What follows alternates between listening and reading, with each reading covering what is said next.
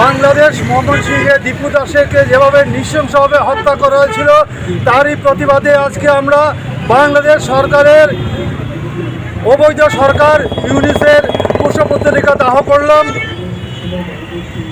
যারা প্রকাশ্যে পেট্রোল দিয়ে গাছে তুলে দীপু দাসকে নৃশংসভাবে হত্যা করেছিল, যার 3 মাসের শিশু যে আজও বাবা বলতে পারেনি, আস্থা বিশ্ব হতবাক হয়ে গিয়েছে এই নৃশংস হত্যাকাণ্ডের।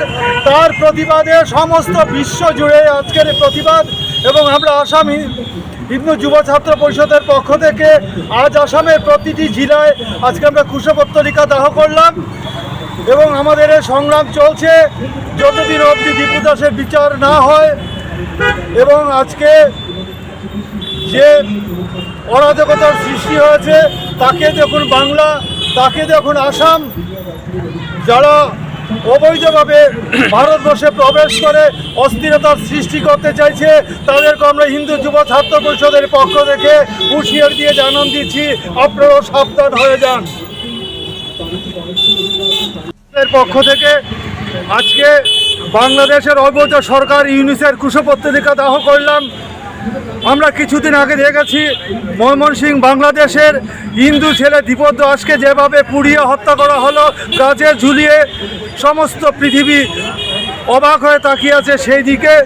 আজকে আমরা ভারতবর্ষের প্রধানমন্ত্রীর কাছে আমরা আবেদন রাখছি, বাংলাদেশে অতি সত্বর যেভাবে হত্যাকাণ্ড চলছে তার বিরুদ্ধে রুখে দাঁড়াবার জন্যে আজকে বাংলাদেশে হিন্দুরা বিপন্ন, প্রতিদিন প্রতি রাতে মা বোনদের ইজ্জত নিয়ে ঘর বাড়ি জ্বালিয়ে পুড়িয়ে আজকে এক হতাশার সৃষ্টি করেছে। এবং আজকে ভারতবর্ষে যারা অবৈধ বাংলাদেশি তাদেরকেও আমরা হিন্দু যুব ছাত্রের পক্ষ থেকে হুঁশিয়ার দিয়ে জানান দিচ্ছি, আপনারা যদি ভারতবর্ষে থাকতে হয় সতর্কভাবে থাকুন, এভাবে অরাজকতার সৃষ্টি করা চলবে না।